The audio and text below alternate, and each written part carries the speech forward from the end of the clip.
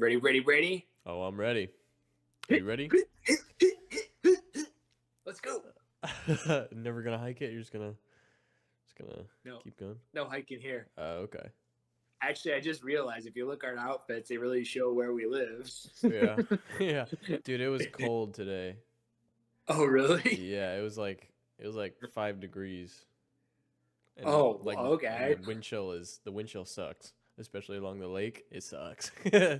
Yeah, it's December, man. Yeah. Yeah, I Yeah. forget what December means in Michigan. Yeah. Actually, I see you. I saw you. I just saw you wearing the sweatshirt, and I figured, oh, it's probably like 30 odd degrees. And you No. say, oh, so you're still probably trying to warm up from working Yeah. outside, or Yeah. what?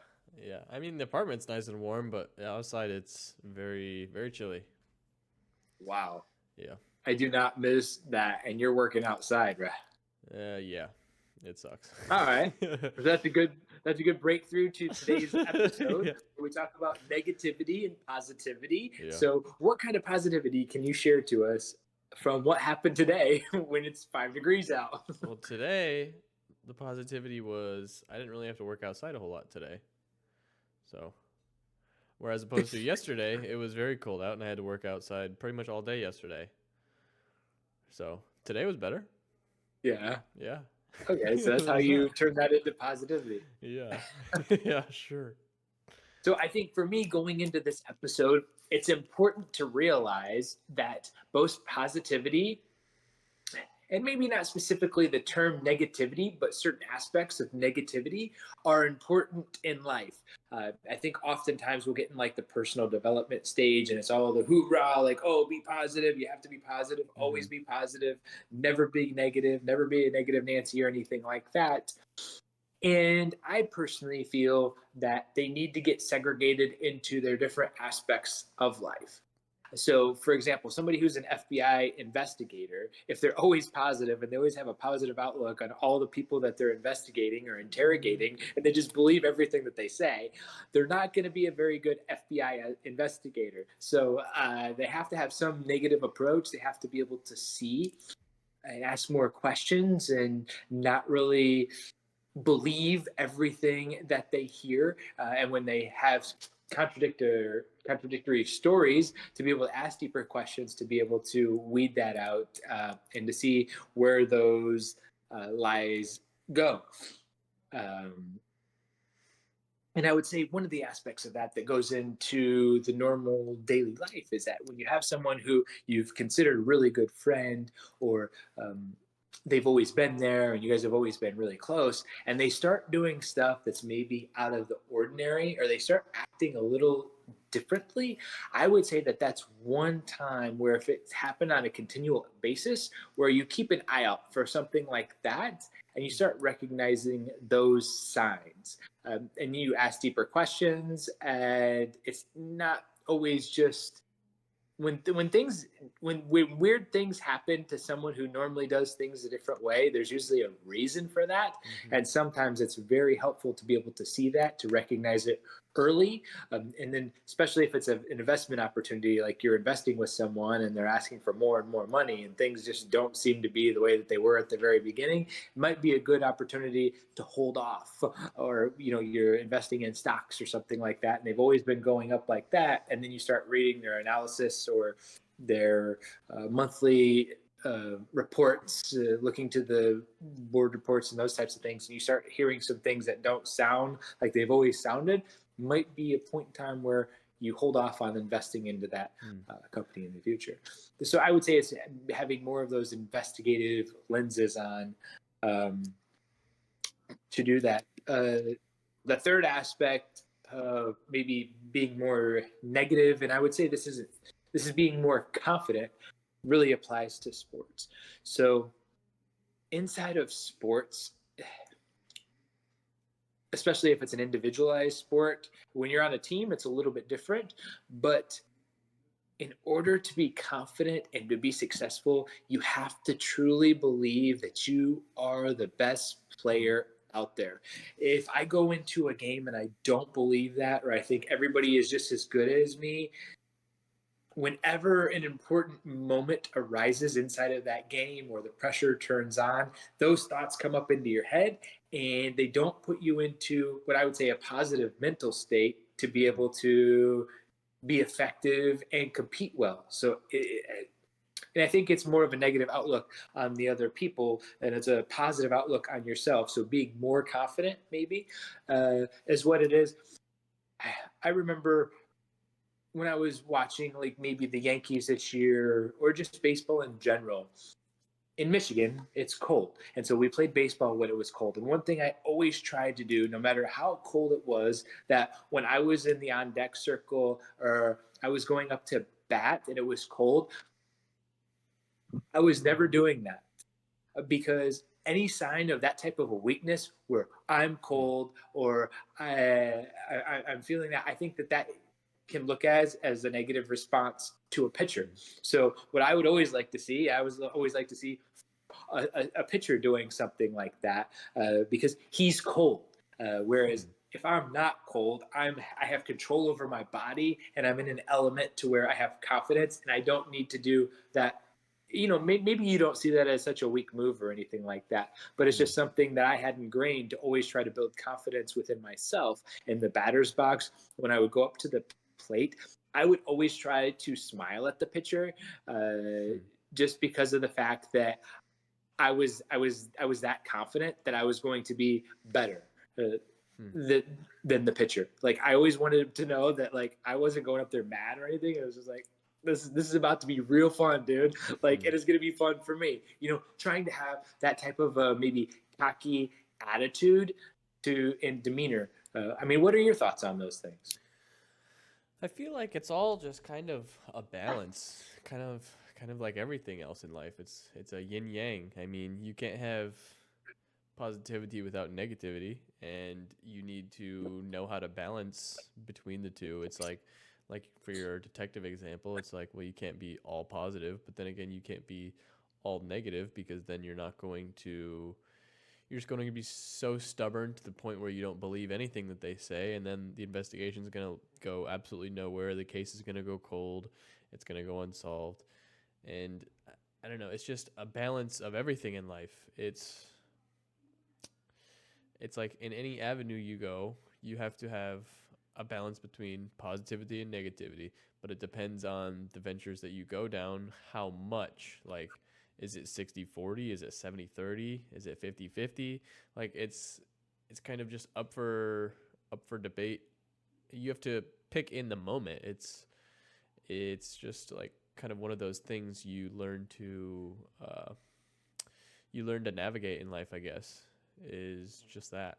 And I think the Yeah. whole the whole body language thing that you were talking about with sports, I guess, it's I don't know. I guess I never really looked into it, but I don't know. I guess when I was pitching or when I was hitting, I would never blow on my hands because they were cold per se, but it was cold out and I would be blowing on my hands, but that's just kind of like one of my habits that I got into. It was like just after every pitch, it kind of became my routine. And it's like, even when it's warm out, I do stuff like that. So Mhm. I don't know. It's just everybody has their things. And it's just to get one up on your opponent or whatever, just to get that mind space on them, I guess.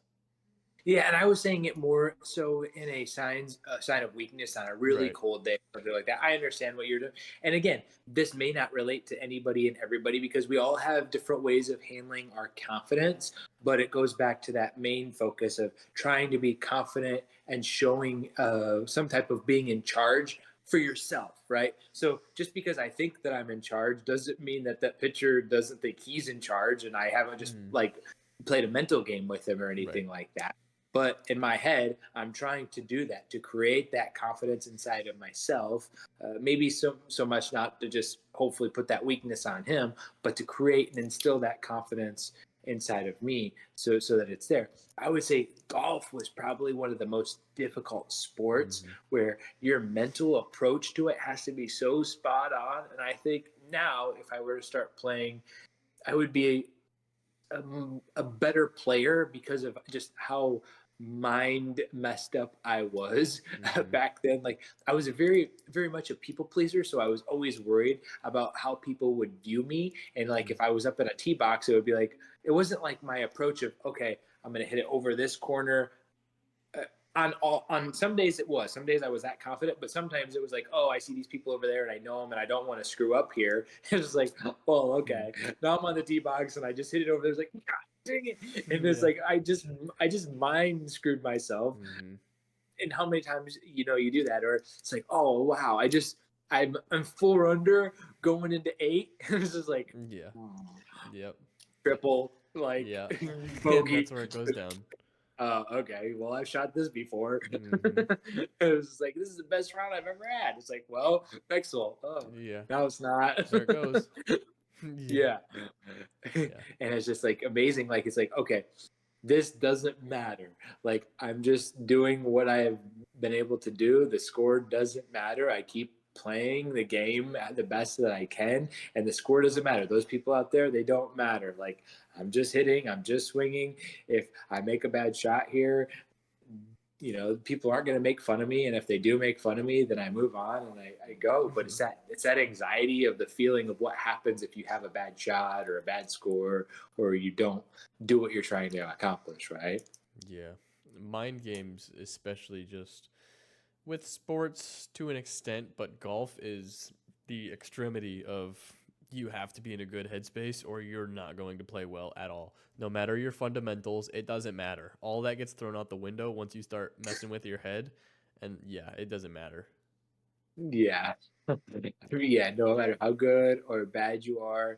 And I think that's just something that was so amazing. If you look at some of the best players like Michael Jordan, Tiger Woods. Like, I would love to just be able to like be in a VR headset and be able to have Tiger Woods' mental approach inside of my mind Hmm. that he had. What was it, like the early Oh 2000s? yeah. Like, just could you just imagine what type of monster he thought he was? Like, Well, it he just was.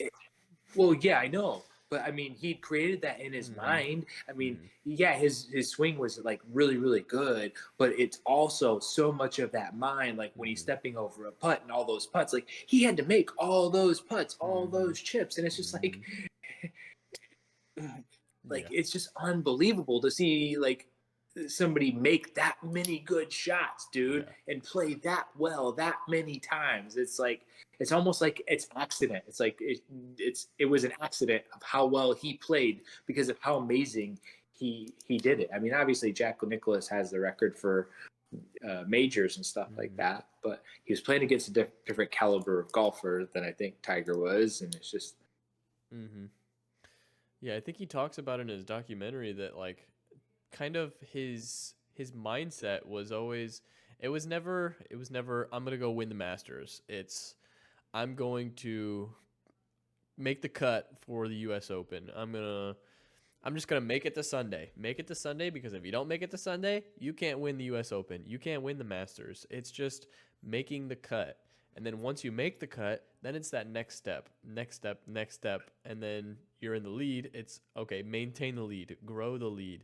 But it's it's never from the first day in the tournament, it's never to win. It's just always to make the cut and then take small incremental victories off of that, and that way just build off of that and then gain momentum. And that was his mentality, he said. So he had a documentary it was like it was that ESPN thing.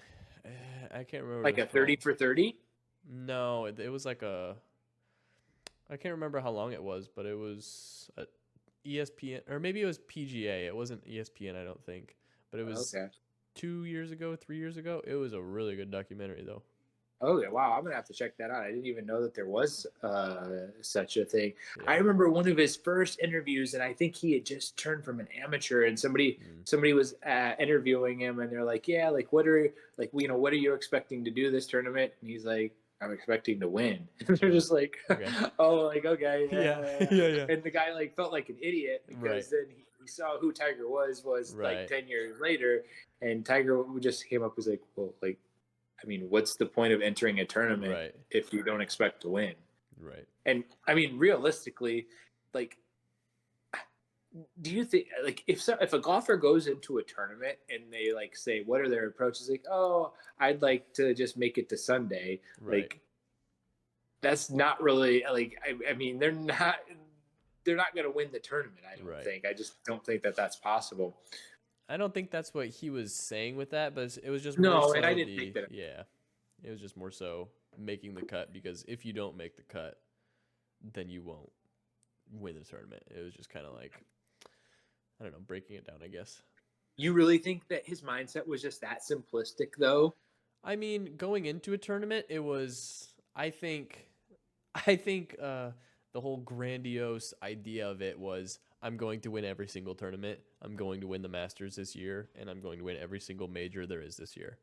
But realistically, when it comes down to it, it's okay, come game day, what are you focusing on? It's not shooting, it's not it's limiting mistakes. It's gaining strokes where you can. It's making the cut. It's I don't know. It's breaking things down into the small victories that will lead up to a big victory. His mindset when he gets on that first tee box is, okay, what do I do to win this tournament? And how can I win this tournament in one swing? It's breaking it down and just taking those small victories and just taking those advantages over his opponents, I guess. It seems to me like he had the ability to have, I don't know if you would say very strong visions Mm. or what it was, but when he stepped up to the first tee box, he was somebody who was able to go up and see the shot and just vision the shot and Mm-hmm. vision the shot. And I think he did that every single shot. Mm-hmm. And specifically when he was hitting wedge shots or anything, from the fairway, he was always hitting it to a specific part of a green, but each shot that he had, it had a shape. He Mm-hmm. was either hitting a draw or a fade, or he was doing this, or he was hitting it low, and he was hitting it. He was very, very aware of what he was going to be doing, and he had a plan for each and every shot. Versus, oh, okay, I'm just going to try to hit it towards the hole. It was Mm-hmm. like, no, not hitting it towards the hole. It's going to go like this. It's going to go up, and that's how it's going to land.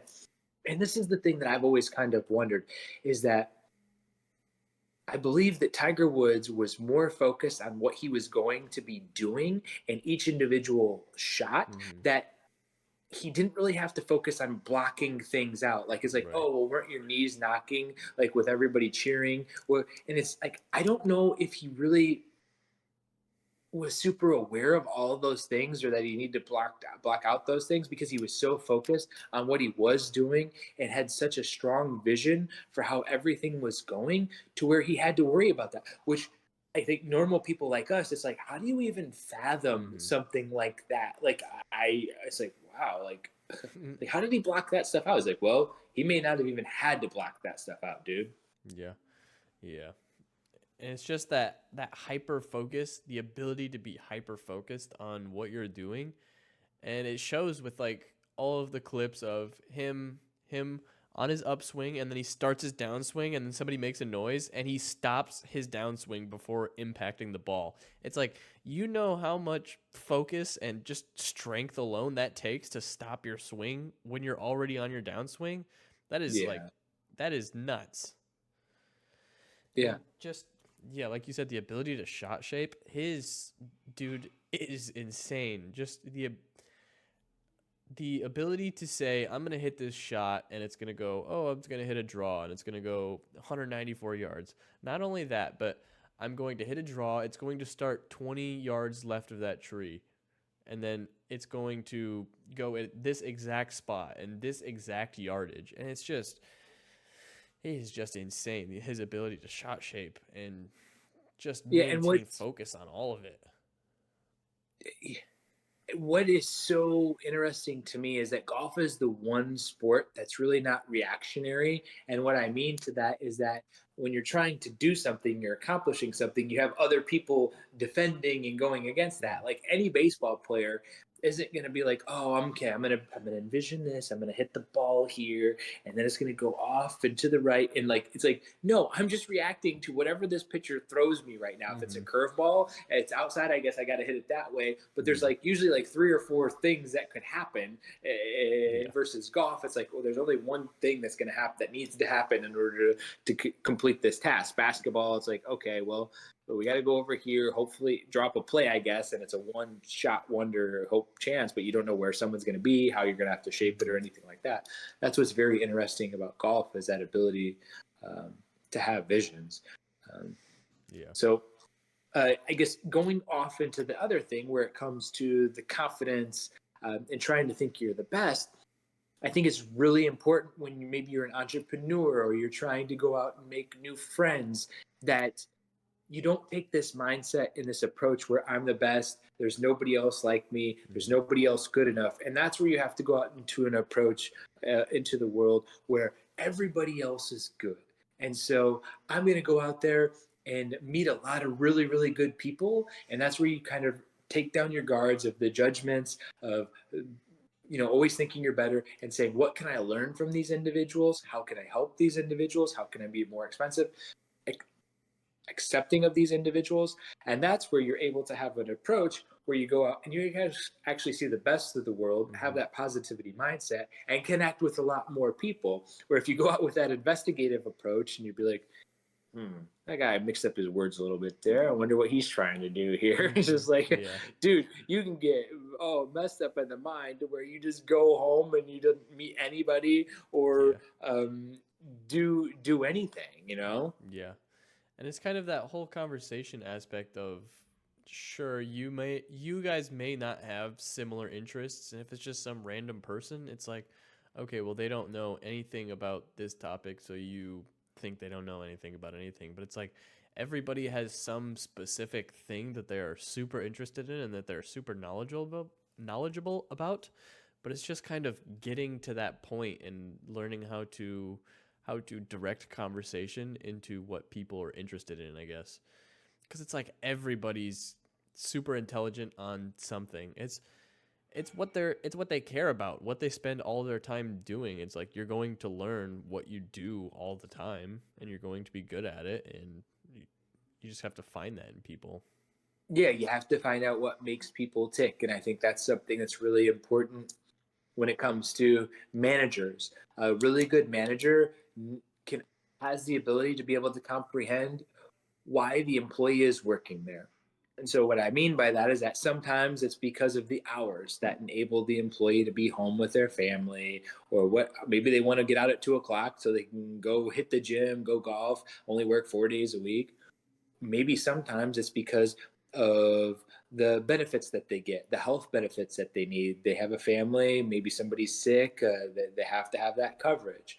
Maybe sometimes it's the pay. Sometimes it's the vacation time that they get 6 weeks vacation. Vacation's really important to them. If you can find out what aspect of the job that they have that is important to them and makes them tick, then you can incentivize them in those things. And you can also just kind of understand.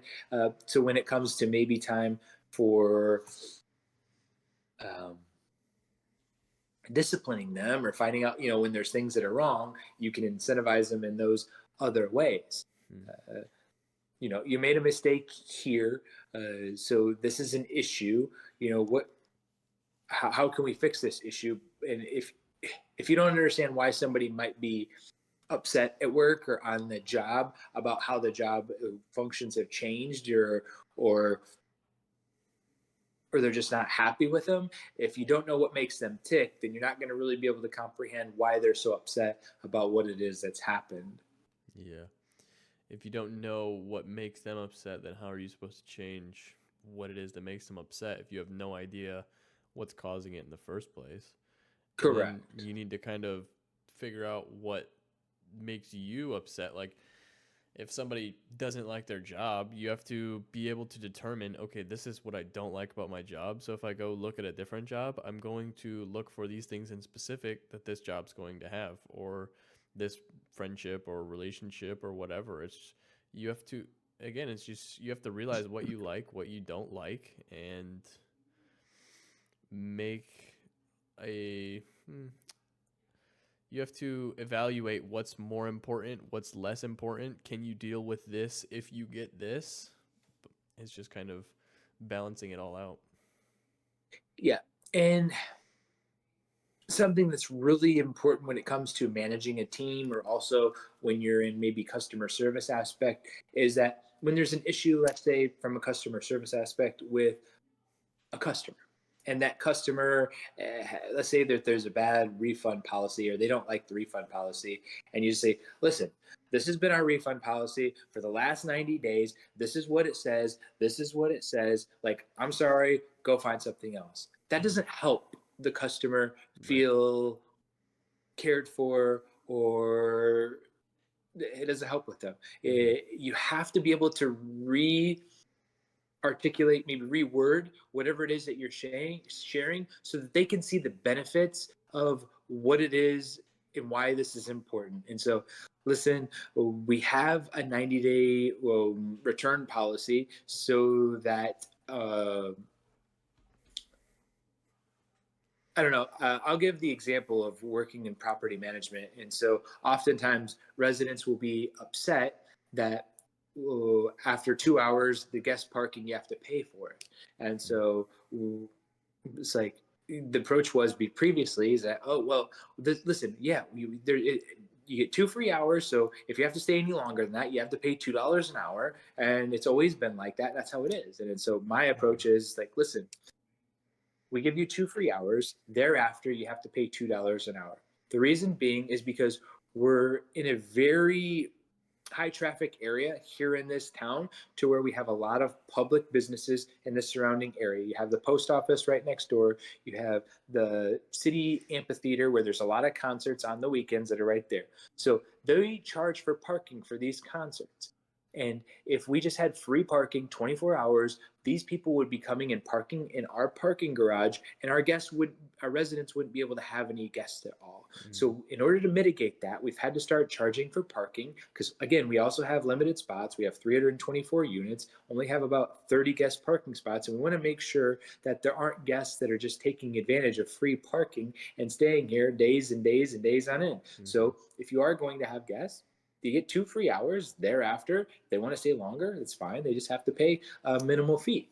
And that helps the resident understand much more so than saying, well, this is how it always been. It's like, that doesn't help them. Yeah. That doesn't give them anything. It's just like, it feels bad. And that's kind of where I wanted to go into this next aspect. When you're trying to connect with people, you have to go with the mindset that they have the best intentions at heart, unless they prove otherwise.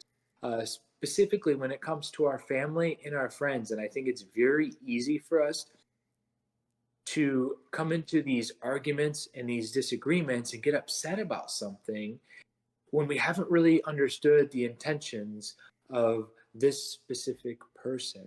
And oftentimes it's because we've created expectations in our minds about what needs to happen, how things need to go.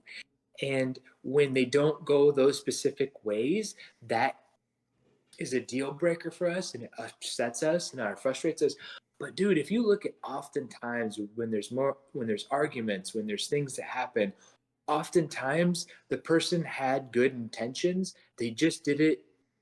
They took an approach that was different than what we expected it to be, and that's what kind of caught us off guard and frustrated us. Yeah. And it's just kind of being able to read the room and, I don't know, just being comfortable enough with everybody around you and realizing, kind of like we were talking about earlier, just kind of realizing whatever makes them tick. And it's like the, the whole idea of everybody looking at everybody with a positive mindset is you have to assume that people are trying to be the best person they can be, because if you just go out and look and it's everybody that makes you mad, you get mad at them for not looking at themselves and changing what they can do. But it's like, okay, you don't know what's going on in that person's life. You don't know what this person is struggling with behind doors. It's like, that could be the least of their worries. Like they're not focusing on something like that. It's the vast majority of people are trying to do the absolute best that they can do, and they're not trying to go out of their way to ruin your day. People just don't do that. It's people are just trying to be happy, and it's not helping when everybody goes out and blames each other immediately and just gets mad at everybody, and then everybody goes online anonymously and fights with each other, and it just causes a whole downward spiral, I guess. Right. And I think this is the thing, is that oftentimes we think that their whole approach was so that they could take advantage Mm. of us, but they're usually the approach that we all take is that we have our own best interest at heart Mm-hmm. first and foremost, and so we're trying to go and do what we ourselves want, and sometimes it's not exactly what that other person wants. So it's not like somebody's trying to take advantage of you. It's just that they're looking out for themselves Mm-hmm. more than they're looking out for anybody else. Yeah. And where we take it in the attention, well, like, why the heck? Why? Like, why did he push this work over here? Like, this is my spot. Like, what the heck are you doing with all this? Like, I remember, like, just when I used to work at Kendrick's, like, so many times I would get so frustrated. I was like, dude, like, can you not put your stuff over here? Like, this is all my stuff. I'm setting it up over here. And be like, whoa, well, I got to put it somewhere. I was like, I know, but like, we got to like, keep my stuff here, your stuff here. These are going to go into two different trucks. If any of this stuff gets mixed up and it's on my truck, I'm all the way in Elkhart, Indiana. And you can't, I can't come all the way back to Sturgis, Michigan to pick this up because we put it in two different trucks. Like, I get that we got to just have it somewhere else. Like, it can't be here. Yeah. And so, it wasn't that he was trying to devise my plan and make sure all my packages got put somewhere else, but it was just Yeah. this was closer to the door that he was gonna have to go out Mm-hmm. to put it into his truck, and he was Yeah. like, yeah, I get that, I know, but just like put it somewhere else, like it just wait longer, wait for me. He's like, well, no, I gotta go. It's like, Scott, like, you're gonna get out of here at 1 o'clock anyways. Like, I'm gonna be here until 3 o'clock. Like, he's like, well, I gotta go cut yards. I was like, oh my, okay, I know, but like, just we can't do this. Yeah. It's like the whole saying of don't attribute to malice to which can be explained by incompetence. It's just like you can't just always assume that people are out to get you. It's just sometimes people have no idea what they're doing or that they're even affecting you in the slightest because everybody's got their own perspective on life and they're just trying to do best for themselves. It's like people aren't if everybody was caring about everybody else and never themselves, people wouldn't be happy because it's like you're just putting yourself below everybody. So why would they do that? You know? Yeah, it's all of our own approach, right? I mean, if we have a family, I'm trying to protect my family, you're trying to protect your family, and I think that's where you like start throwing in like kids sports. It's like, oh, well, no, that coach is picking him. Like, why is he picking him? Oh, he's probably friends with his dad and all Yeah, of this. yeah. Like, no, dude, like, the guy has to make a decision, okay? Yeah. There's only one person that can pitch, that can start off as pitcher. There's Yeah. one person that can be lead off, one person that can be the fourth hitter. He's like, it's just like, this is what they got. Like, he had to do something. And if you're not mad about it, then that kid's mad. Kid's parents gonna be mad about it. You know what I mean? It's Yeah. just like, ah. Yeah, the idea of being on the same team, but just being mad at everybody on your team rather than just trying to beat the other team is it's like this coach has maybe no experience being a coach ever and he's just trying to do his best and parents yelling at him is not helping in the slightest little bit. It's No. yeah. Especially if he's just trying to be a coach, he doesn't really know how much about how the sport works at all or Yeah. anything like that. And everybody else was just too busy with work or day-to-day life or anything like that to even be willing to coach. Being more appreciative of him there is pretty important. Yeah, it's like you get the guy with enough time free that he is capable of doing this. You don't get somebody that's constantly at work, constantly busy because they don't get time off and get to practice every day, go to the games. They don't get that. It's you get the person with the most knowledge that has the free time available. It's yeah, you don't get to pick and choose. Or maybe sometimes it's not even the most knowledge, it's just the Yeah. person has the most free time available Yeah. to Yeah. be able to do that. And that's what you're stuck with, which Yeah. sometimes can be unfortunate Hmm. because there are other people who are more well suited to be able to help do that. Yeah. Yeah. So I think, the importance with what we're talking about tonight is that you have to be able to turn these mindsets on and off depending on the situation that you're in. If you want to win, you need to be able to be a little bit arrogant. But if you're a know it all, at and you're doing this all the time, then you're going to be someone who, when you have relationships and friendships, you're either going to be controlling people and they're just going to be your little minions and they're going to be your yes men, or you're going to have people that just don't want to be around you if you're the only one that is ever right. And whenever there's a disagreement, Hmm. you're not empathetic or trying to understand, where they're coming from. eh, People aren't going to want to have those types of conversations with you. They're going to start shutting down. I think from a management position, right? If it's like you always have the best interest of the company at heart, and it's like, well, I don't care how this affects this employee. Like he's just here to have a job. It's like, well, right, yeah. And so he's just here to have a job. And once he finds another job, he's going to go take that job. So if that's the game you want to play, you can do that. But in order to have healthy relationships and open communication, you have to be able to be empathetic and understanding. When it comes to that, when it comes to being an athlete, you can have more of that arrogant mindset when you're up at the plate or standing on the tee box to be able to to be successful. Right.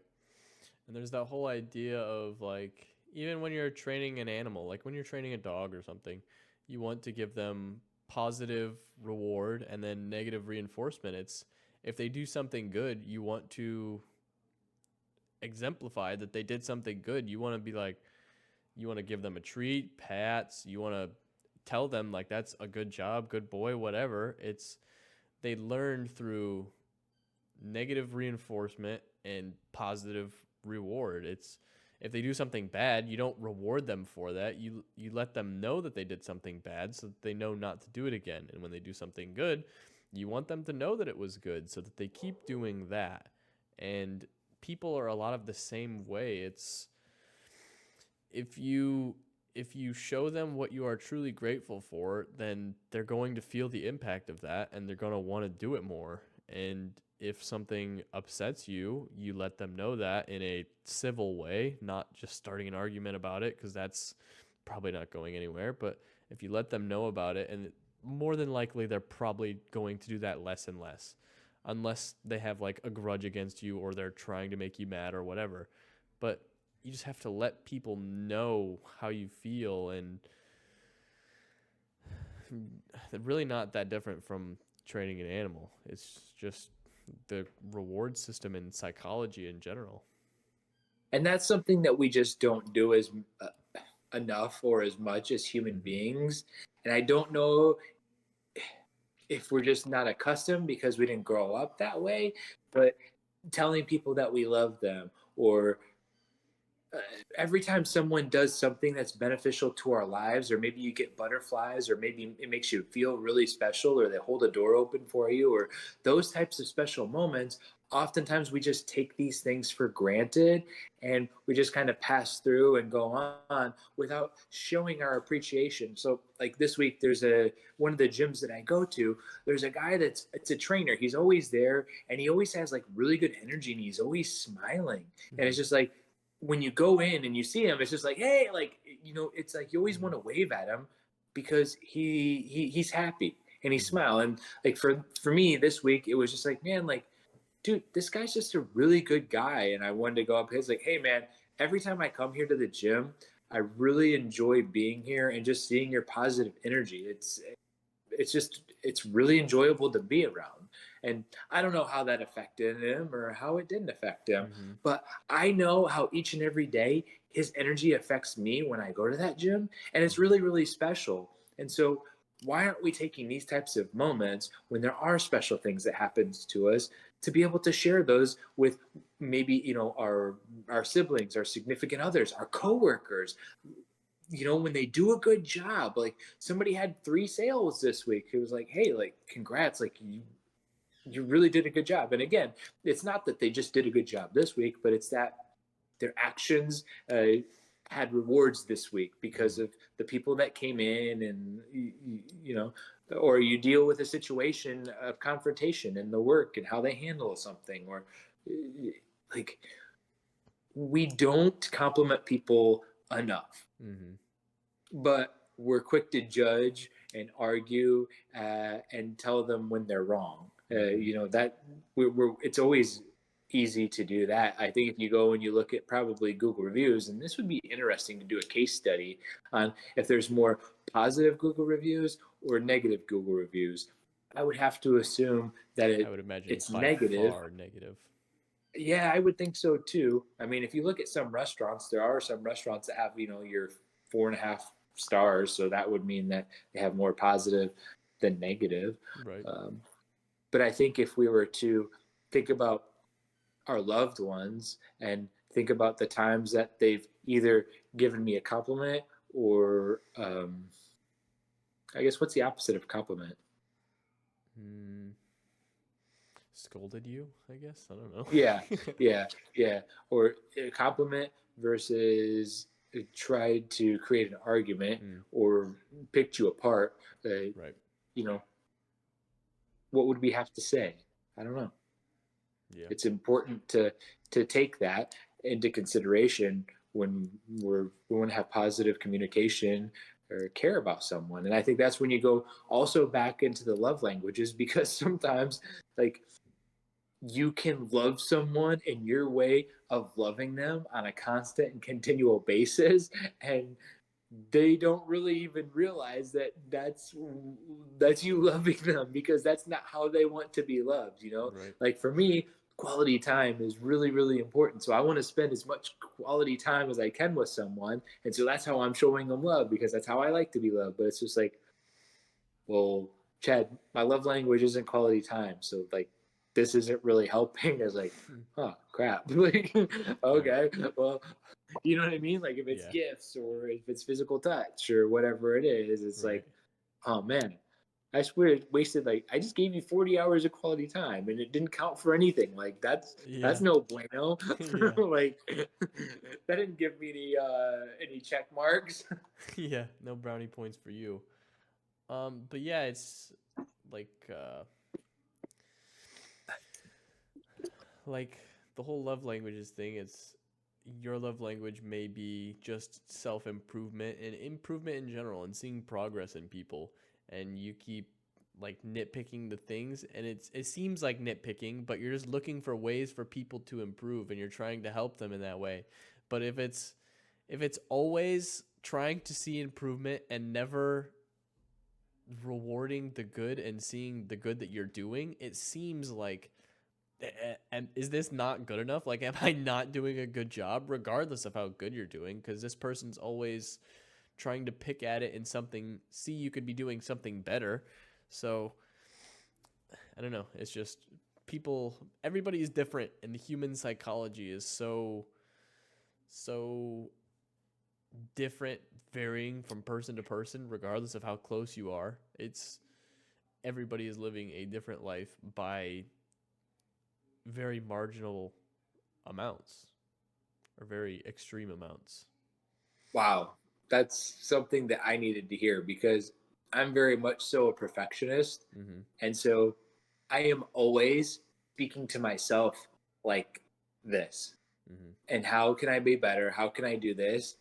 And so I assume that this is how I should speak to everybody else. And so I'm always speaking to people like this, because it's like, yeah, self improvement is a huge part of my life. And I just Mm-hmm. want to, like, always like, let's go, let's go, let's go. Like, okay, Mm-hmm. now what? Now what? Now what? Now what? Now what? Because that's me. That's Mm-hmm. like, that's how I do. And I'm not very good at encouraging myself and giving myself grace and saying, "Hey, great job, Chad. Like you did a really good job. Like it's awesome. You know." Yeah. And so that really spoke to me because it's exactly who I am.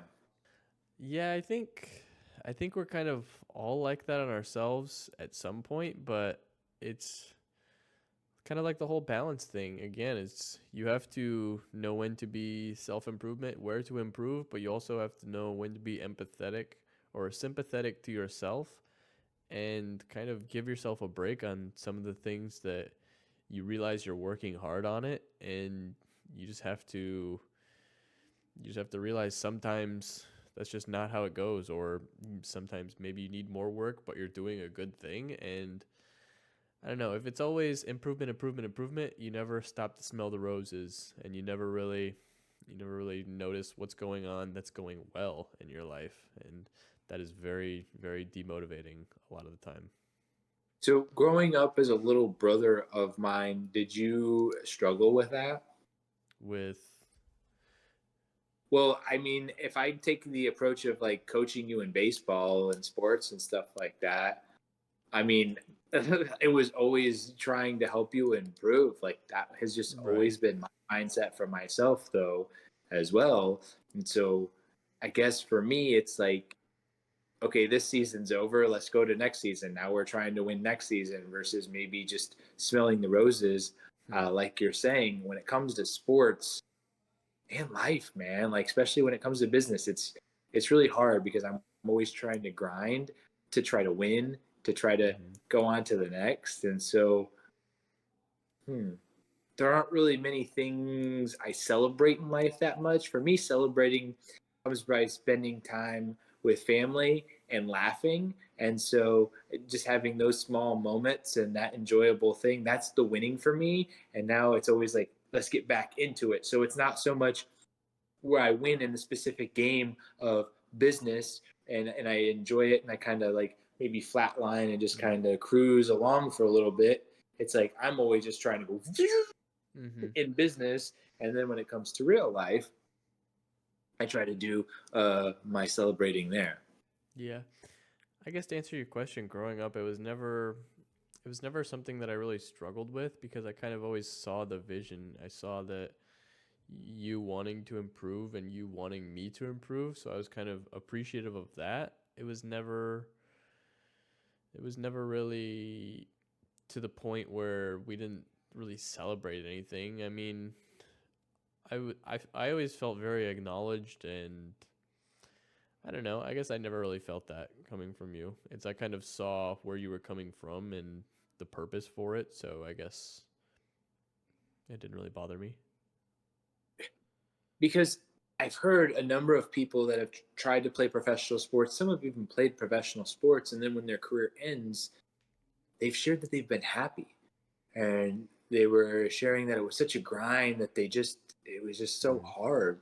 And for me, when baseball ended, I was really sad, Hmm. and I enjoyed the process so much to where I never felt like somebody was forcing me to do something, but I had also made baseball life. Like when I Mm-hmm. was in college, our lifting protocol started at 5 a.m. and then it went to, was it 5 to 6? And then I would stay after everybody left and go from 6 to 7 to lift on my own. Mm-hmm. And then I would go have breakfast in the cafeteria. And then we would go to class. And then class would go usually from like 9 to 1 or 2. And then I think practice usually started at 2 or 3, and it would go till 4.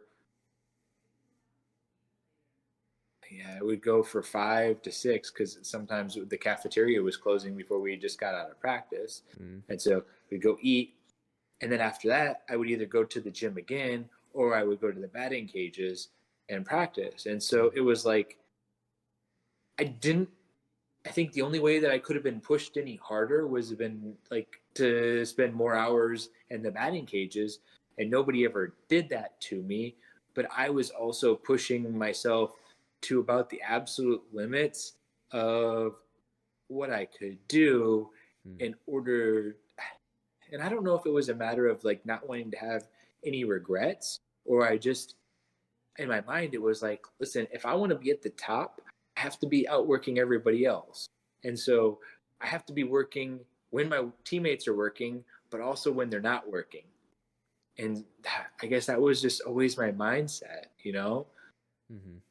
Yeah, I guess that's kind of where we differ. Not saying that don't put in the extra hours or anything like that, but it was just, I don't know. I guess that's kind of one of the main reasons that I didn't play baseball in college was I saw that it was going to be a if I wanted to play professional baseball, it was going to be a straight grind nonstop baseball all the time. And it's I kind of looked at it. It's like, do I want baseball to be my entire existence for the next however many years? And I determined that I kind of didn't really want that. I don't know. Hmm. I loved playing baseball and I loved everything about baseball, but I also know that if I play baseball 24/7, 365, I'm going to get sick of it. And at that point, it's kind of the I don't know, there's a theory, but it's like once you sink so much time into something, you don't want to stop because all of that time that you've put into it already would go to waste if you stop. And it's I don't know. I knew that if I put so much time into it, I would get tired of it eventually, or that's how I felt at least. I don't know that I necessarily would have, but I don't know. I Hmm. just kind of wanted to live life. I was still I didn't ever really experience anything yet. So it's just like I kind of wanted to experience life, and if baseball isn't that, then I don't know that I can commit all of my being to baseball. See, so that's interesting because for me, there really wasn't anything else enjoyable in life Hmm. that brought me as much enjoyment as baseball did. And like hitting a Hmm. ball really, really solid, hitting a home run, and that feeling of running around the bases or Hmm. being in the outfield and diving to catch a fly ball. Like how much fun it was to Hmm. be able to time that and do that, or from right field, just like throwing someone out at home plate Hmm. and the excitement of being able to do that. Like there was nothing else in life that compared to that excitement and that enjoyment that I got. Like it was nothing anywhere close that I had ever had. I mean, I really enjoyed playing basketball as a kid, and that yeah, you know that was really enjoyable. So it would have been playing another sport is what it would have to have been. So that's yeah, that's interesting to hear you say that. Hmm. Yeah. And I mean, baseball was a very large part of kind of who I was. Like it wasn't baseball was not who I was, but it was a big part of my personality that I don't know, it was just I played baseball and I liked playing baseball and it was my favorite thing to do and I don't know, I don't know. I just wanted to experience life a little bit. And I'm not saying that I would have went to a super D1 school if I committed myself all the way or that I would have went and played in the MLB or anything like that, but it's just I didn't I didn't know if I wanted to commit the rest of my life to it. Yeah, and that's what it was. It was my identity. Mhm. So if at that point in time anybody would have asked to explain who Chad is, he's like, "Oh, well, he plays baseball." Mhm. It's like it wasn't anything else. Like Right. it was nothing else. He's like, "Oh yeah, he hits a lot of home runs and he plays outfield and that's it." It was Mhm. like my identity, my personality, everything about me, my resume was all he plays baseball. It was very short. It was very simple. Mhm. Like, what other interests does Chad like? It's like he just likes baseball.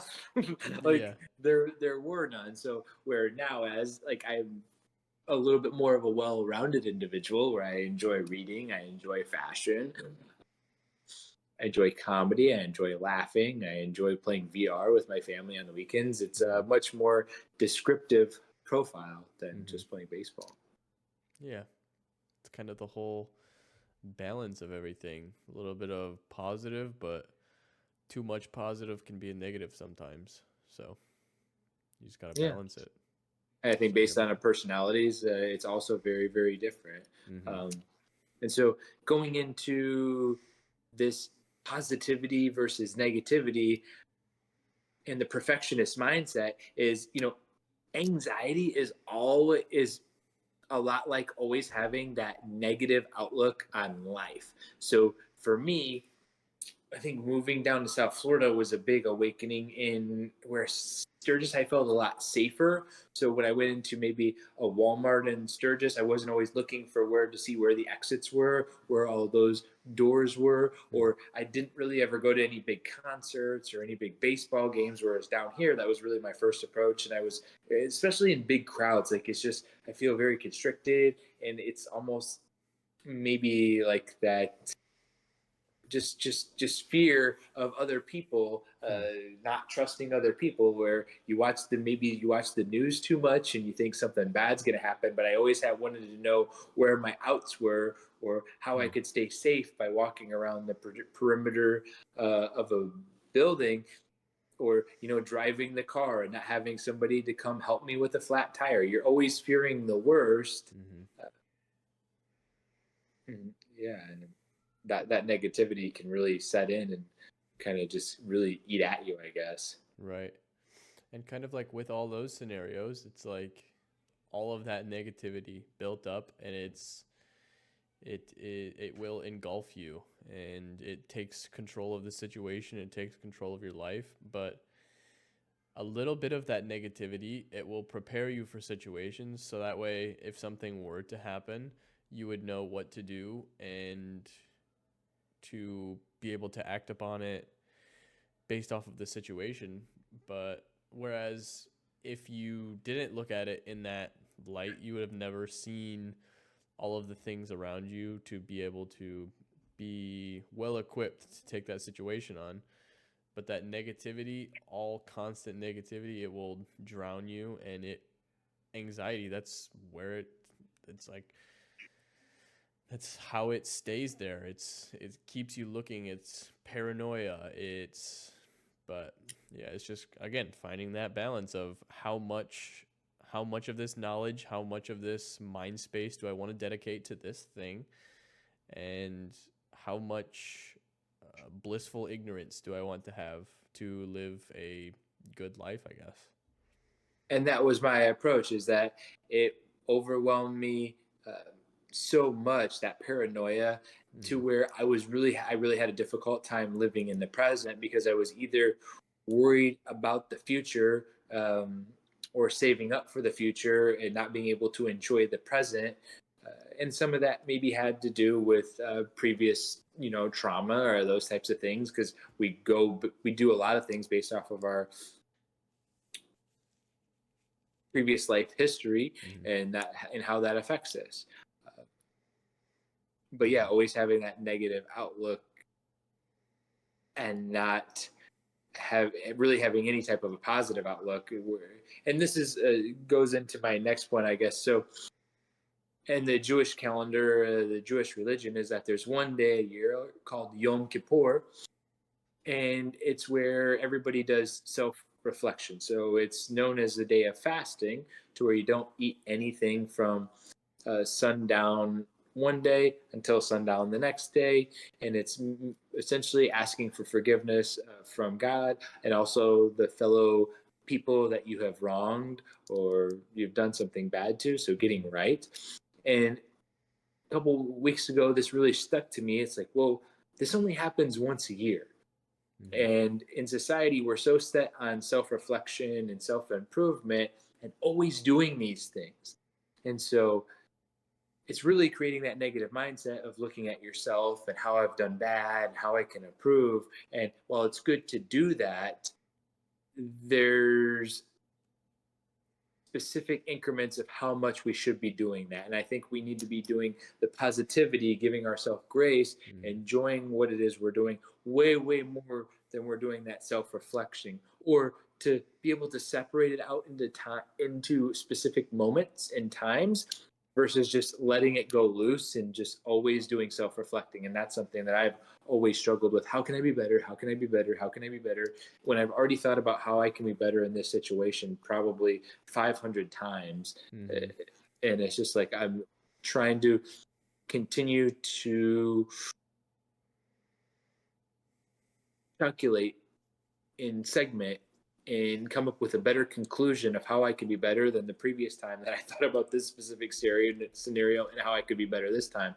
And this type of thinking works great for someone who is trying to solve a problem or coming up with maybe a math equation or winning a board game and creating a strategy, because you can always twist and articulate the strategy back and forth, back and forth, back and forth to get really, really good odds of how you can win, Mm-hmm. or just figure out the problem, because you're looking from all different directions all the time, right? And sometimes that's what's needed in certain aspects of life, is to always be looking from different, what is this? What's this? And then how they all fit together. Well, there's unlimited opportunities to do that. But when it comes to self-reflection, that's something for myself that I have to do a better job of being able to say, okay, done, over, okay, like let's move on, live in the present, and stop Mm-hmm. doing that.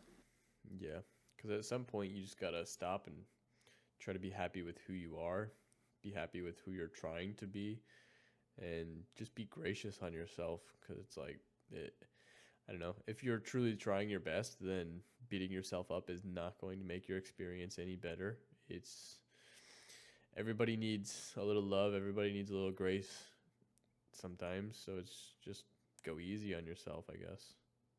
That's almost sounds like that could be a song. Yeah. Everybody needs a little love. Everybody needs a little grace sometimes. Yeah. Is that a song?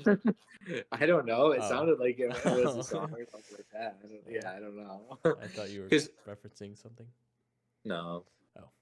because it can be hard to make changes and make goals if you can't see the opportunities in your life, and that's something, like I shared, has been very, very difficult for me, is that I'm always striving to do better every single day. And so I also push that approach on other people. Mm-hmm. And yeah, it's not always good. So my approach that I'm taking into 2025 is to try to laugh more, smile more, um, and to try to create more laughter and more jokes and more appreciation for other people, versus always reflecting on the things that have happened and have done wrong, and how I can fix those things. Mm-hmm. Sometimes you just gotta be happy. Yeah. Blissfully ignorant is a blessing and a curse, Is it? I guess. Yeah. At Who least says that? I did. I just said that. Uh, you came up with that? Yep. Oh, nice. Right now. That's good. No, yeah, I didn't know if you heard that from a speaker or if that Oh, was just from your own mouth. no. From the top of my dome. Nice. Mm-hmm. Well, from the top of my dome, that's everything that I have on positivity and negativity that I can think of and I care to share tonight. Okay. Yeah, I didn't So have you got to. anything in particular else to share either. All right. Yeah, I got a story about Dad. Um, yeah, I was thinking earlier today, and it was I didn't I wasn't directly there to experience it, but it was when we were all out at where Brittany and Isaac and Mom live currently, and we were all out riding four wheelers, and it was a couple years back before Brittany had her new house or anything like that. So Dad and I were, well, we had a couple chairs set up on the side hill and down where the four wheeler tracks are now. It was everybody was riding four wheelers, and there was one day where I was never really experienced in riding four wheelers or dirt bikes or anything like that. So this was kind of the first time that I had done that. And so I'd gotten used to it. I'd learned how to drive them and whatnot. And the Dylan and Dominic at the time were still like small kids. So they had a small four wheeler. And I just got on that and started taking it around the track one time. and Dad was sitting there watching because everybody else had kind of like taken a break at that time or something. So I went and did like a lap or something because it would be funny. I was riding on the little kid's four-wheeler or something like that. And I didn't, I was going downhill and I didn't take into account like my weight is probably equal to that four-wheeler almost. So I didn't lean into the turn and the four-wheeler just kind of didn't turn and I went into the bushes and the trees and whatnot. And Dad was just sitting up there laughing. He's like, "Where did he go?" So he sees me pull the four-wheeler out of the bushes and start riding back up, and he just thought that was the funniest little thing, and I just heard about it forever. So yeah.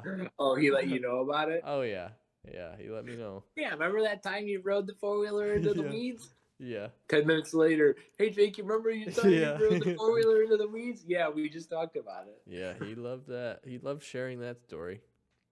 He So, did. Yeah. Yeah. So it sounds like next week I'm probably not going to be here again. Oh, yeah. So you're gonna miss next week too, huh? yeah, I think you're going to have to find another guest. Oh, okay. I'll So- get to work on that. See what I can do. All right.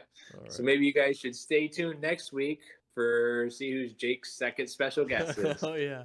Assuming that I get one. We don't know yet, but All right. all right. You got to find one. Yeah. Look a little bit harder this time so I don't have to find one for you. Oh, okay. I'll do that. All right. All right. See you, everybody. Thanks for joining us, guys. Yep.